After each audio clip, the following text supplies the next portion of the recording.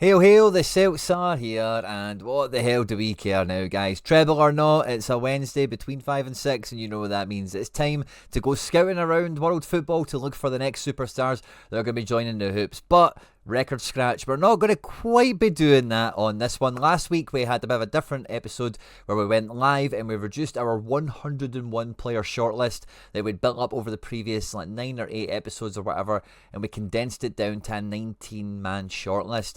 You guys had some great interactions on the live chat. The comments section after the stream as well was absolutely on fire, and I recommend you check out any of the previous episodes we've did in the playlist so far. If you have missed them, they'll be linked as usual at the end of this video and in the description of the video that you're watching today, obviously. But yeah, like I was saying, today we're going to keep on that different path. Normally we let the rumour mill kind of try and lead us down what direction Celtic might be trying to carve out for incoming transfers. But the rumour mill is actually, we have had some incoming rumours that I suppose we will address in this video, particularly with two strikers, one we know well, one we've never heard of before.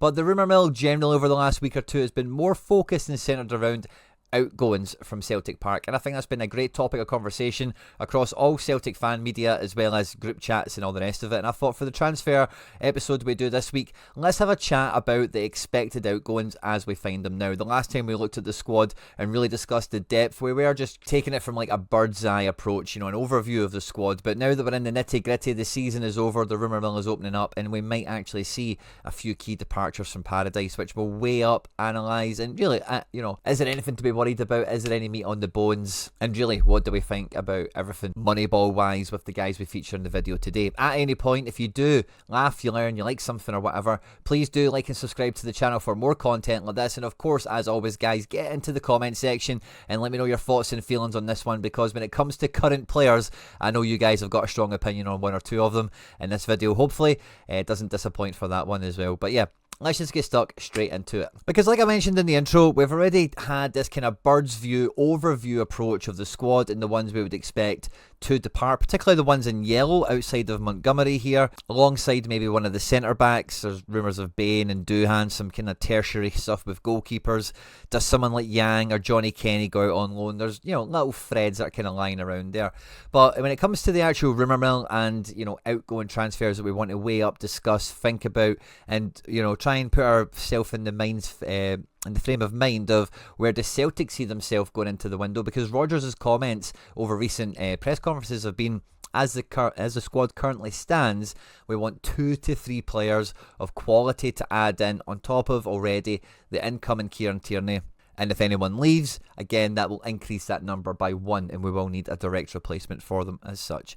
Now, in terms of outgoing transfers, the whole point of the video today, of course, if we do imagine before we get there what those 2 to 3 players should or could be, I expect one of them to be a left back of some description. Now, I find it kind of interesting, just as a wee footnote here, Tierney's last appearance for Arsenal was at centre back actually, so a little interesting detail for that. Maybe we go and get a first choice centre back. We play Tierney as a centre back, and then maybe that pushes a bit more pressure onto the second string defence, as it were. But however you want to think of it, there's another left-sided defender, question mark, still in the club, even though we've brought back Kieran Tierney. We've still got a Kyogo-sized hole in attack, and I do think from, again, a lot of the comments we've heard from Brendan and the profiling that we've seen in the squad isn't just a striker we're after, but someone who can maybe play more than one position across the front line, whether it be attacking midfield, arrowhead forward, or one of the wide positions here. But however you want to think of it, Kyogo still hasn't been replaced, and that for me is definitely one of the spots Brendan will be looking at. And I think the third and final one is, you can look at this depth chart that we've got here. There's quite obviously a gap for another central midfielder, either to come into the depth to help push the level and get more out of the players at start, or someone that can actually come into the starting 11 and again put further pressure on the incumbent players to lift the level. We would hope it's a more ambitious transfer in every one of these spots, of course, like someone who would be seen as first team capable, because it does then just lift the competitive spirit for fighting for your jersey within the squad. And we've seen that to very good effect in some areas of the squad under Ange and under Brendan. So let's imagine that those are the 3 main primary spots where we are going to be shopping, and maybe there's a discussion to be had for one or two other ones. But then when we turn focus quite quickly to outgoing transfers, the number one player that a lot of people seem to feel, and it is feel more than anything, their time might be up at Celtic. They've ran their course, they've had their cycle, however you want to think of it as, whatever fancy terminology you want to use, and that is of course Reo Hatate. Now, before we get into the tail of the tape for Hatate, the composition we've had in the midfield, like Brendan's actual signings that he's brought in, did he sign Kwon, yes or no? He would probably say no. Maybe a lot of you would let him away with it, but he was in that initial batch, that initial transfer window that Brendan did green light people, if nothing else. He's on record as saying as much anyway. But Kwon, Bernardo, Engels, all paying a similar stature in terms of height, breadth, and strength, that sort of thing.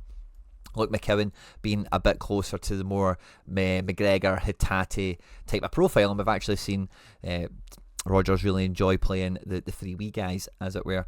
But I think quite easily any other midfielder we're going to be bringing in probably fits this type of mould of midfielder that we've been trying to search for and to add in. And if Hatate is the next one that was to leave, perhaps with whoever has been identified already, it could completely change the composition, the balance, the makeup of the midfield here. We might get more out of Engels as a result. We know what we get out of McGregor really regardless. And losing Hatate, there might be a straight evolution in the team that means you don't out and out need to replace him. Because I do think if we are to keep the same sort of shape where we've got Hatate, who is always up supporting the forward line, almost like an attacking midfielder, but goes box to box, goes line to line, is always involved as a playmaker type player. And whenever I think about Hatate and his progression at Celtic, I watched this guy very closely for Kawasaki for like a season or so before he made the move to Celtic, where he played up front, he played left wing, he played centre mid, he played left back, and then throughout the time here, he's predominantly played as like an attack-based midfielder, of course.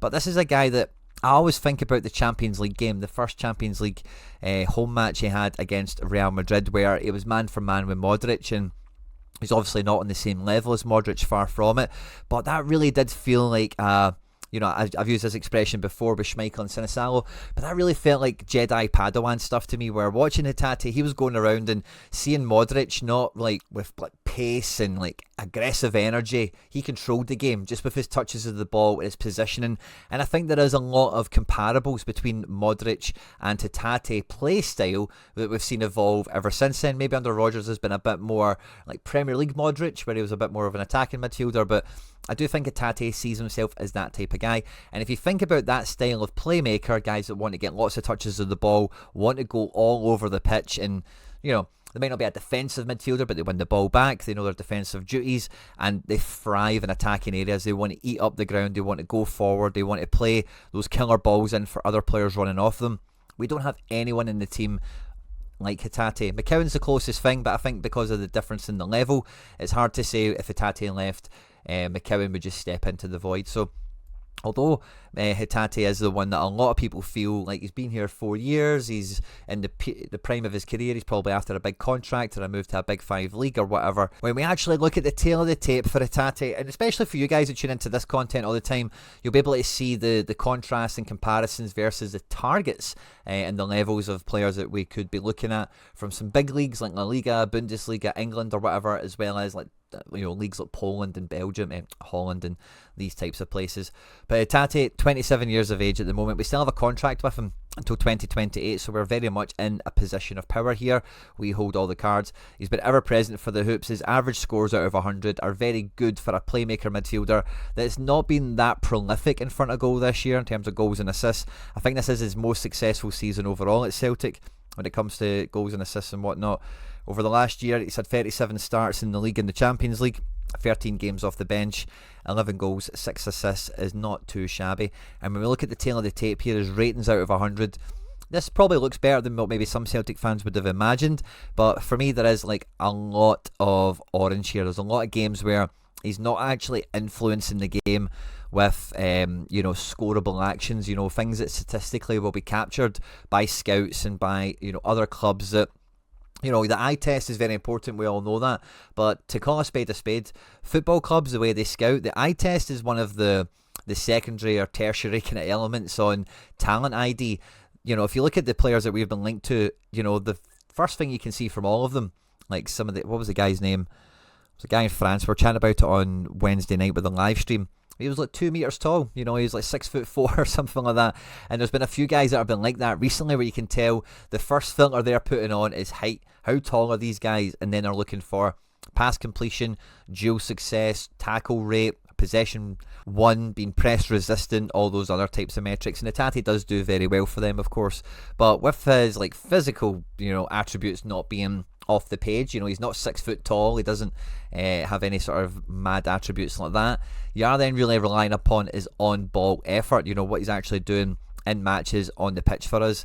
And there's definitely enough here to interest clubs, don't get me wrong, but there's not enough here where I think it's definitely like Hatate has reached his maturity, he's outgrown Celtic, he's now ready for the next level. Somewhere, I thought Matt O'Reilly was maybe on the fence with this, where some clubs might have left him a little bit longer to see him fully flourish and develop or whatever.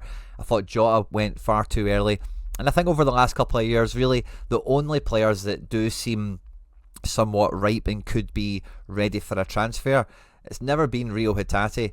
It's been Alistair Johnson, who physicality-wise, age-wise, statistics-wise, Alistair Johnson really ticks every box for a team to be interested in him. The only problem with full-backs in general in terms of the transfer market is there is quite a lot of them in general, especially in like young up-and-coming players who might be cheaper. But a guy who's an international Champions League experience, he's got that personality. It's very clear if you were to scout Alistair Johnson that he's a winner, he's a good guy in the changing room, all that kind of stuff. And second to him, probably now first, is the next player a lot of Celtic fans are fearing might be leaving, and that is Daizen Maeda, who, even when he's not been on the golden form he's had this year, where he's been a golden boot contender and all the rest of it, unlike Reo Hatate, Daizen Maeda, he does have those jump off the page physical attributes for the engine, the pressing power, the running power. And the number one thing that has maybe kept the scouts away, kept the vultures away from Paradise, has been he's not a prolific goal scorer. Doesn't really seem to have had that eye for a pass either, where playing as a wide forward, you're just really getting a physical kind of turnout from him. But that has really changed this season, particularly since the departure of Kyogo Furuhashi. In the last 15 games, Daizen Maeda is ranked as one of the best forwards across European football for goals, pressing statistics, ball retention, all the stuff that you'd expect Daizen to do. He has really, really excelled and really started to jump off the page over the last little while. And this is why I think a lot of Celtic fans, and Daizen has been quite cryptic in his comments recently as well, are bracing for impact, because alongside Hatate, Daizen Maeda would be really hard to replace in the team if you're going to go for like. The scores, the peaks that he's been hitting post Kyogo have been absolutely breathtaking. They've been the sort of performances, the sort of results that you want to see from your talisman, from the leader of the attack, your main go-to guy. He's been doing it in the Champions League as well as domestically for us now this year. And both of these guys, Hatate and Daizen, have got like a 4-year track record at Celtic at the moment, which is very commendable and gives a lot of meat on the bones for any scouts and clubs that are interested. But what Hatate lacks, Daizen seems to have found recently, and that is not just having very good physical attributes, because Hatate does actually rank quite well for all the endeavour-based stuff, like pressing, the ground covered, touches, all that kind of stuff. But he's not got as many goals or assists as other players that other scouts would be comparing him with. Daizen Maeda ticks every single box on this front. Now, the problem I have with Daizen Maeda potentially being attracting interest from around European and world football, particularly Europe obviously, is that the sort of team that's going to be after him really is going to be a top of the food chain team, that wants to play in a certain style that's going to use him and maximise him to the nth degree. Last summer we had some very flimsy links of Kyogo to Man City. I would not be one bit surprised if we're talking about a club of that level, of that stature, that is going to be coming in for Daizen here, because if he can get on the end of goals and assists, 21 goals in the last 12 months, 40 starts, 9 games off the bench, 10 assists. These are numbers that take teams into the top end of European football. It does mean we would get a bucket of money for him, which would be fantastic. But similar to Hatate, it's just very, very hard to replace these individuals. Footballers, as much as we like to think of them as, like commodities or assets or robots or figures in a computer game or whatever, it's not really the way football works, as I'm sure a lot of us kind of do know ultimately. And what you get in terms of that extra X factor that statistics and all the rest of it won't show you from Daizen and from Hatate is a real never say die attitude, you know, where they will keep going, they will give absolutely everything, and the technical ability on top of that, as well as playing for the badge, it just really makes them, you know, like I've been of this opinion a few times with Celtic players over the years, and we've seen it 1,000 times where a guy like Kelvin Wilson, for example, can be as close to a Champions League level centre-back as he's going to be wearing the green and white hoops, but then as soon as he leaves us, he's like a bang average Championship centre-back again, not even Premier League. As an example, it might not be the best example, maybe you've got a better one in the comments section, I'll be sure to check them out, obviously.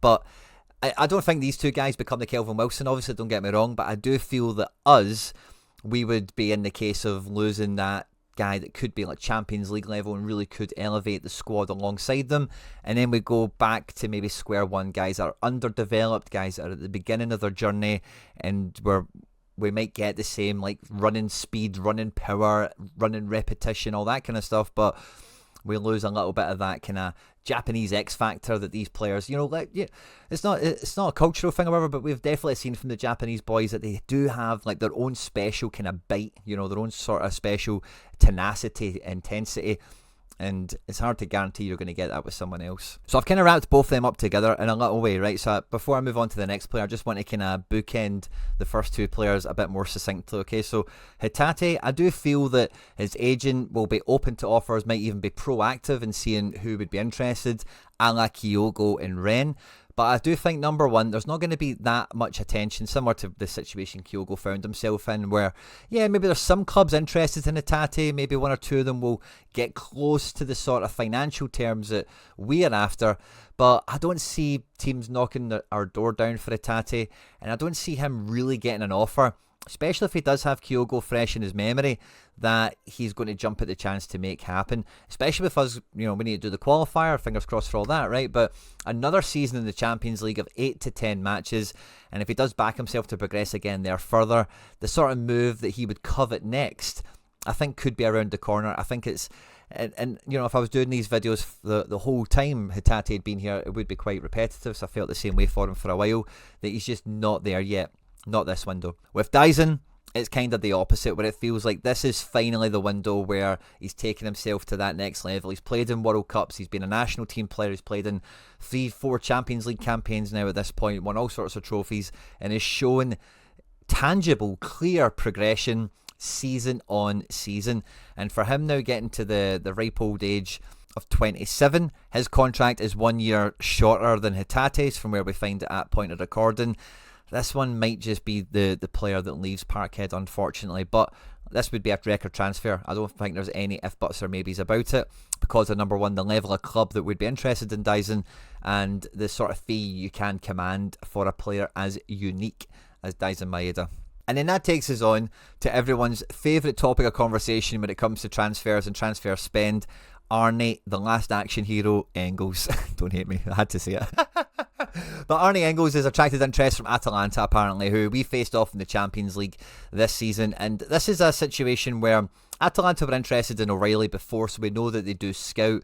Celtic certainly we came head to head with them, and they'll remember Arne Engels' contribution in that match has been quite formidable. And if you cast your memory back to the Atalanta game, we had Scales and Trusty in at centre-back, and McGregor and Engels did a fantastic job of covering and shielding the defence. And this was probably the most disciplined two-man midfield performance that we've seen from McGregor and Engels as a pair. Hatate was involved in all that defensive stuff as well, don't get me wrong, but as we know, Hatate is more getting to the half spaces and trying to unlock, and he was, again, quite present in that Atalanta game for doing so. So they'll have a fresh memory of Arne Engels, and part of the problem that, you know, I was on Axom this week as well with Kev and Paul John and all the guys there as well, and part of the conversation has been coming around Engels is like, not necessarily a square peg in a round hole, but he's clearly got talent, he's clearly got qualities, but we're all kind of struggling to see them show themselves in a full match or match on match or for an extended period of time, however you feel about it, however you want to think about it. Everyone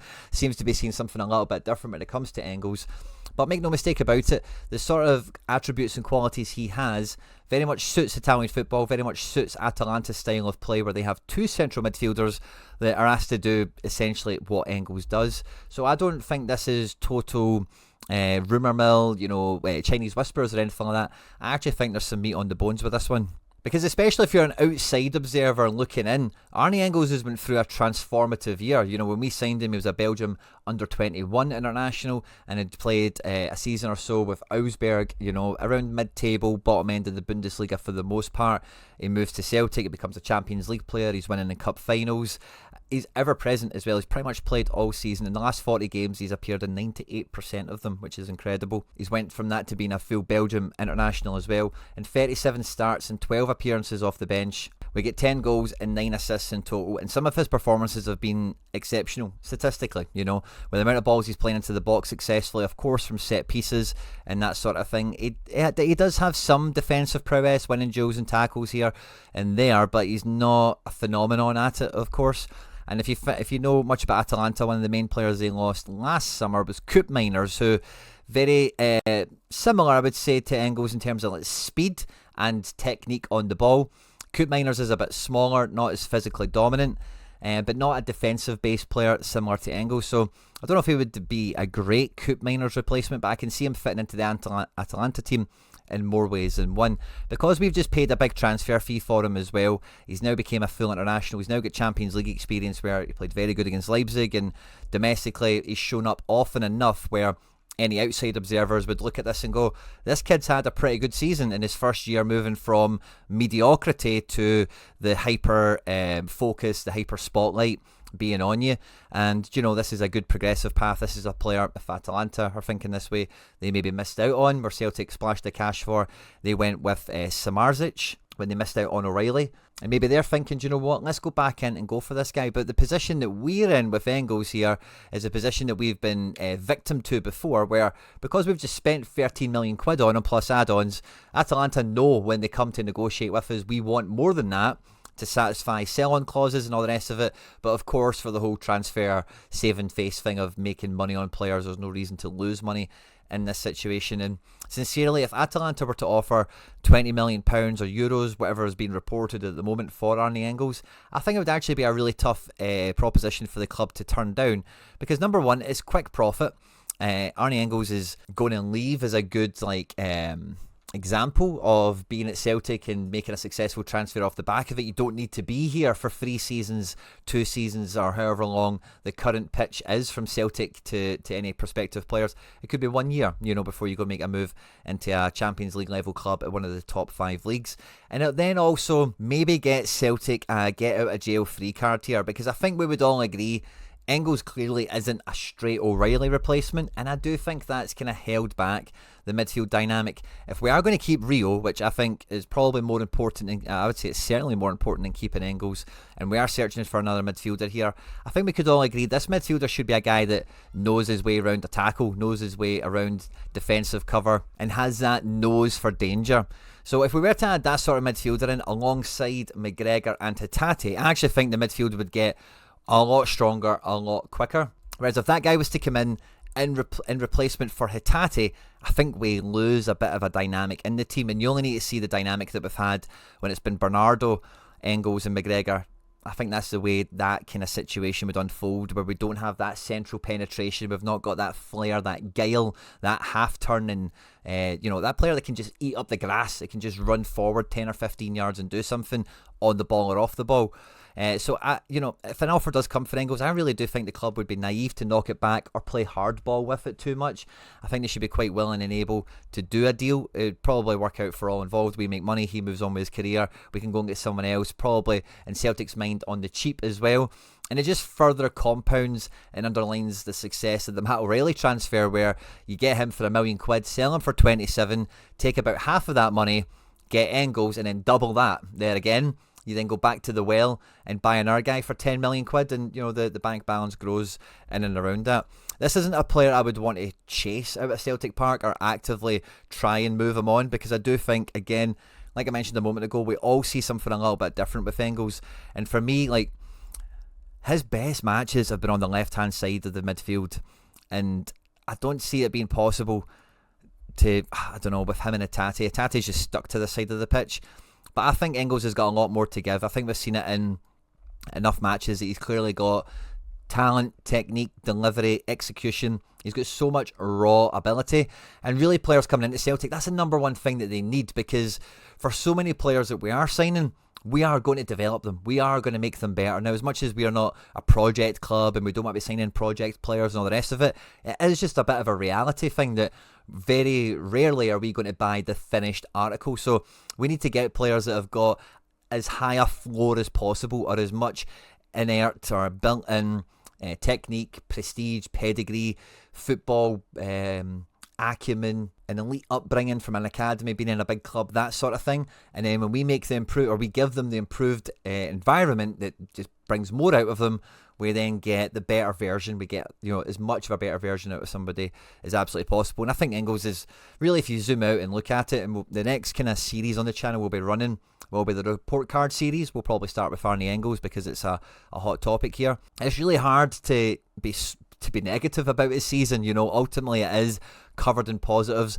but it's maybe not just got that oomph, that kind of wow factor where, oh, remember that game, or remember that time he did this, or there's just not really enough of that going around. So I feel the apathy around him because of he's a record transfer. We finally broke the record, and it's for a guy like this, it doesn't really do much.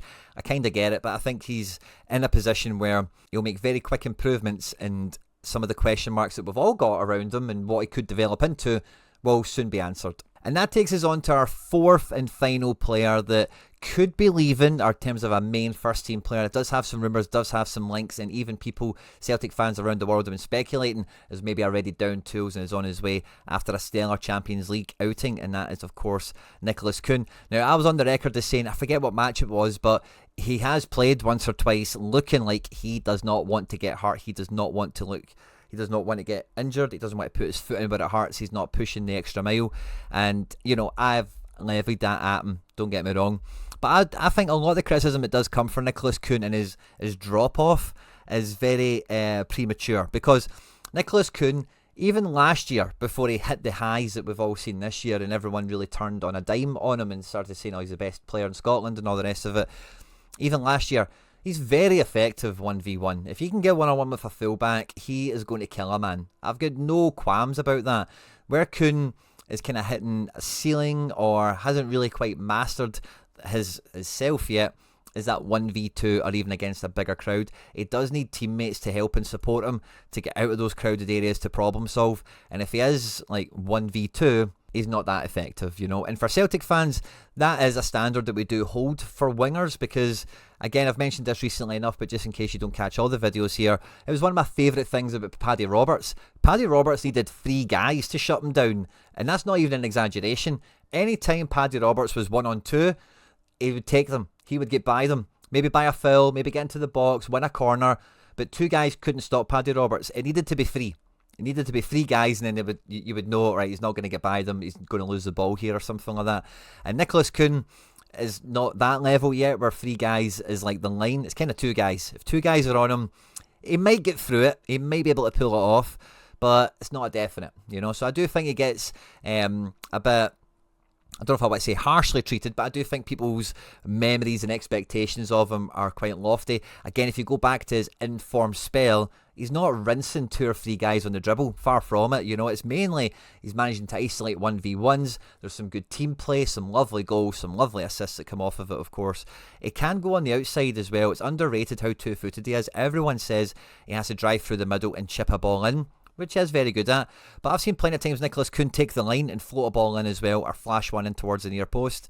And I think it's a big case of the support he gets is kind of what's dictated his performances when he's been on those lows rather than the highs. But all the same, there is transfer rumours around him returning to his native Germany, particularly RB Leipzig, his former club. Now, I just want to say on that quite quickly, that is quite a feasible transfer, because if he still does have homegrown status with Leipzig, they don't have that many homegrown players. This is a real transitional summer for them. They're not in Champions League football, FYI. That might kind of rain on the parade a little bit, unless he thinks that's a good chance for him to get in the team and be a main guy there, because they're going to be losing Xavi Simons and 1 or 2 other star names now that they're not getting Champions League football. It is only 25, and German teams do love German players. let's just call a spade a spade. There might be a bit of that homegrown element, as well as what we love at Celtic from the likes of Forrest and Ralston and whatever, but like DNA players, guys that get the club, get the fabric, get the fans and all that good stuff.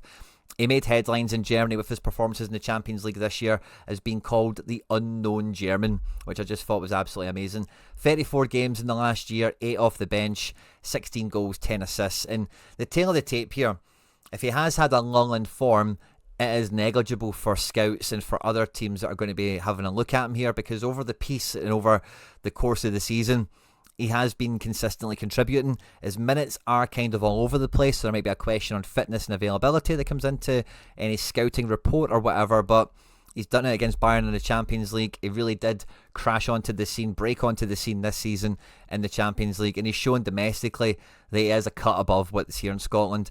Maybe there is that question mark, if anyone is eye testing him, of, you know, when the going gets tough or when there's nothing to play for, that kind of lull that we've all felt. You know, it has been there. I'm not excusing it or saying it's not been there, don't get me wrong, but you know, maybe that taints his image in some way, shape or form. I do think, like, when we're talking about if the time is good already or not, I think with Reo, I'm saying it's not. With Daizen, it almost probably is. And with Engels, it's more a case of really who's after him. But with Nicolas Kuhn, I don't think it's really any of them. I'm not too sure. If I was, unless I was Leipzig or another like Europa League level kind of club in the Bundesliga, I don't think there's going to be much interest for Nicolas Kuhn. I hear rumours of Newcastle and Brighton, teams like that in the Premier League, and I just don't think physically there will be enough here to tempt a team from the Premier League to come after Nicolas Kuhn. I think it would only be a Bundesliga team that sees him fitting into their mould, into their shape, and maybe it's a wee bit of a rebuild for someone like a Leipzig, for example, where they can bring a player like this in who at 25 is still young but isn't a kid. You kind of know probably what you're going to get from them for the most part, and because we paid so little for him from Rapid Vienna, you know, how much will Celtic really ask for? How much could be demanded for him? His contract is up in 2029, and Transfermarkt have got him at a value of 12 million euros, which is nice to see for once that we get some decent transfer values on this website for our players. But yeah, we signed him for 3.5 million euros. It's hard to imagine he doesn't count as a Leipzig homegrown product, considering he's played 19s, 17s and youth football with them. And if we got 12 to 15 million euros with a wee sell-on clause on the back of it, I don't really see Celtic hesitating too much, to be quite honest with you.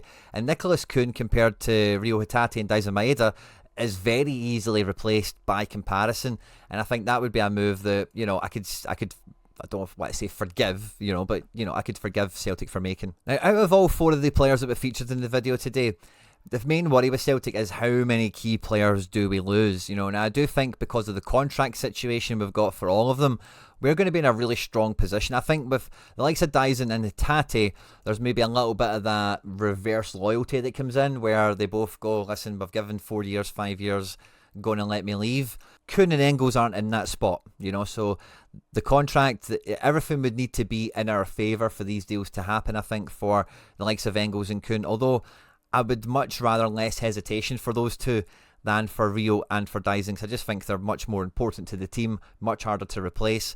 But equally the converse of that is the transfer values. If I was to give a prediction and say when all things are said and done, I think we'll keep all of them except for Daizen Maeda.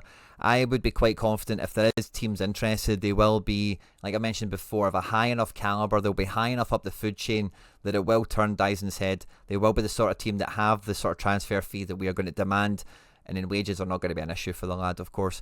I don't think he would move to one of these teams, but like a Man City level club, and be a first team regular, of course. But I think he's a guy that we would probably see getting the same kind of job as what we've seen in our club from like Forest or Yang or Ida for the most part, where they'll feature like 90% across the season, maybe only get like 10 to 15 starts in the league, maybe start a bunch of cup stuff, and then depending on fitness and availability will be used elsewhere, rather than being like the main guy when he signs for one of these teams eventually. But I think that transfer would be so huge, we would be able to keep Hatate. Hatate's injury maybe keeps the Wolves from the door a little bit longer as well, and maybe that means he's a January transfer. The Engels one only seems to be Atalanta, and unless they're going to double our money on them, I don't see that happening. And Kuhn, again, he'll want to play Champions League football. He'll be backing himself. He seems like quite a confident lad. And if it is like Leipzig, That's a difficult decision, because they're not playing Champions League football. They could get back into Champions League football and then replace him, and then drop him, and then he goes and plays for Hoffenheim or Augsburg or something like that. So I'm not too sure he's going to be hyper motivated to leave either. Still got a lot to prove and a lot to develop here.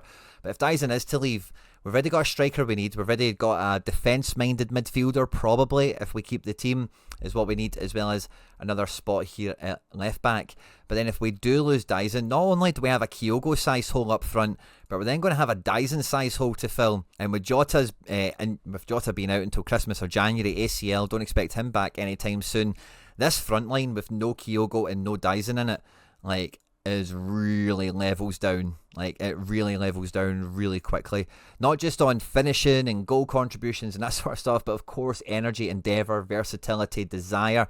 With these guys, obviously it's hard. It's easy to forget because he's not here anymore. But Kyogo is 2 or 3 years older than Daizen and Hatate. So when we brought Kyogo in, he was 25, 26. He was prime of his career. We've had prime Kyogo, and he's now sub-prime. He's now coming off the peak of his career, as it were. And these are very big holes to fill. Peak Daizen, peak Kyogo, and then the batch of merry men that we've got there around it. So if that is going to be the way the cookie crumbles, it's going to be battle stations. There's going to be a lot of scrutiny. There's going to be a lot of focus on the Celtic transfer policy this summer. We're going to cover it as best we can here on the channel. The first thing that has to happen is a forward. And I think we might even see it being one of those kind of stupid moves where we sell Daizen and we sign a high value striker, and they try and kid on to us that we've replaced Daizen, and they try and let us forget about replacing Kyogo.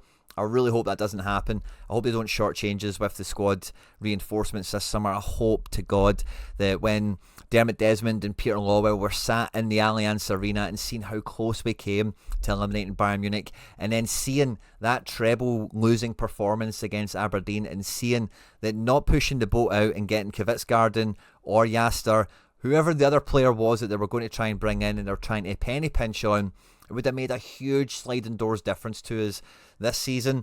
And if we want to have an incredible, unbelievable season next year, that's the sort of standard we need to hold to the squad, and we need to replace in kind with anyone we lose. But yeah, I hope you've enjoyed this one somehow, guys.